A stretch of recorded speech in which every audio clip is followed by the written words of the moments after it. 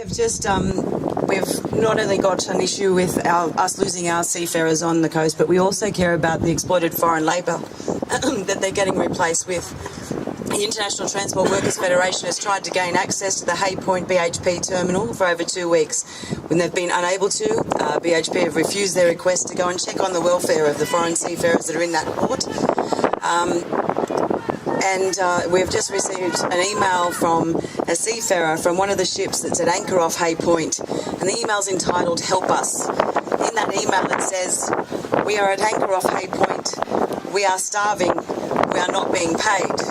So this is the quality of the replacement vessels that are coming through, these seafarers that are getting exploited on the BHP ships that are replacing our proud Australian seafarers. It's not okay. We've got a serious problem with that. That news is just breaking now. We'll have more for you on that. But I just wanted to let you know about that before we go to the ACTU President, Michele O'Neill.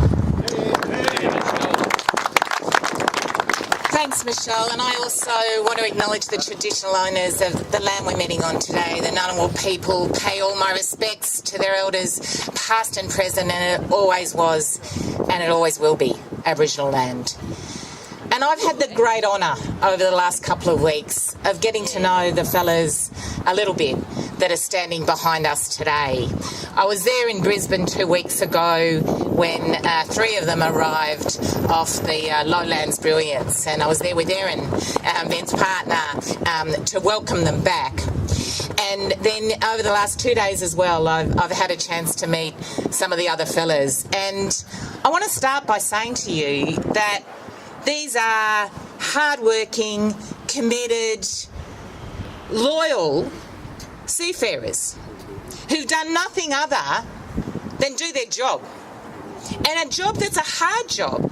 Like, I've learned a bit about how long they're out to sea.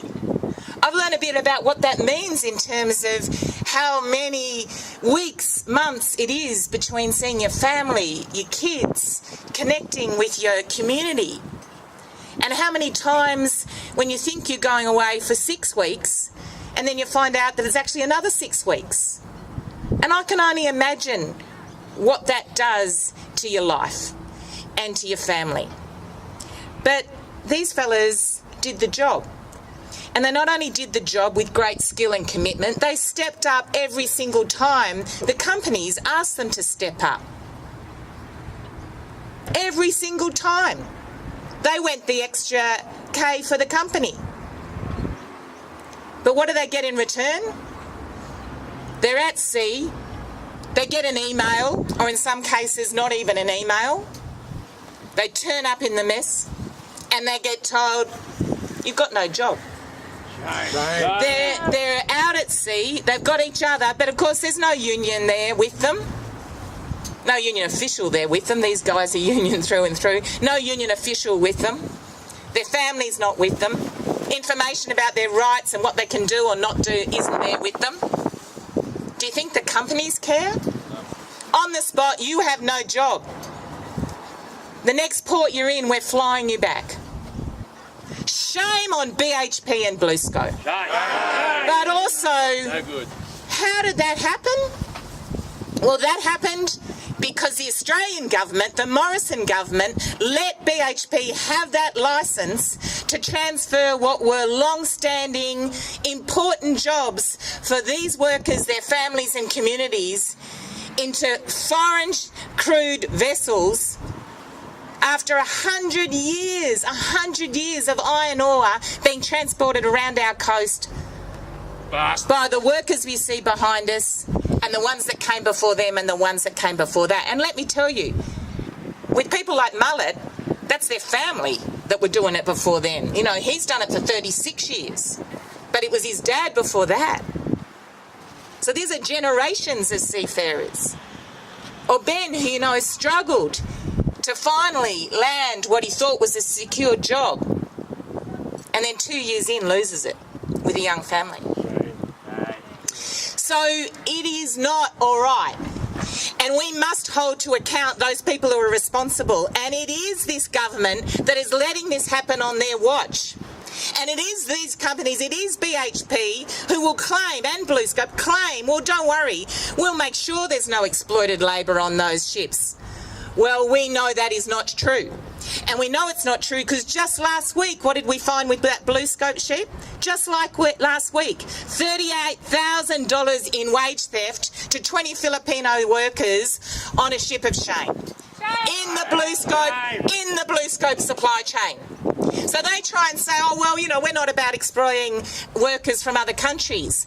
Well, they are about exploiting workers from other countries because what we know about fair wages and conditions and the workers' rights that the MUA and its members have fought for over decades and generations is companies, if they can get away with reducing costs by reducing wages and workers' conditions, will do it. And they're doing it because they know once they move these unionised workers off those ships that there's not the scrutiny, there's not the sunlight shone on them. They're stopping the ITF even getting on and doing the audits. They know that they will be able to get away with exploitation because there won't be the strength, the safety, the security of an Australian crewed unionised workforce. Now, I want to say one more thing. The fault for this lies nowhere with those workers from other countries. They're ordinary workers. They're ordinary workers struggling like so many of our members do to try and support themselves and their families. In many cases, they're coming from countries where they are desperately poor to get a job and get an income. The fault does not lie with them. They're not taking these fellas' jobs. It is BHP, it is BlueScope, and it is Scott Morrison who allows this to happen on his watch. The fault firmly lies with them. This government does not care about ordinary workers. Whenever there's a choice, they will choose big business. Every single time. They will choose big business over ordinary workers. Every single time, they'll make sure those profits are the only thing that matters. So we have to change the rules, friends and comrades. We've got to get rid of this government. We've got to change the rules. We've got to change the government. We have to win a seafaring industry for these fellas' jobs, but for the jobs of their kids and their kids into the future. Thanks very much.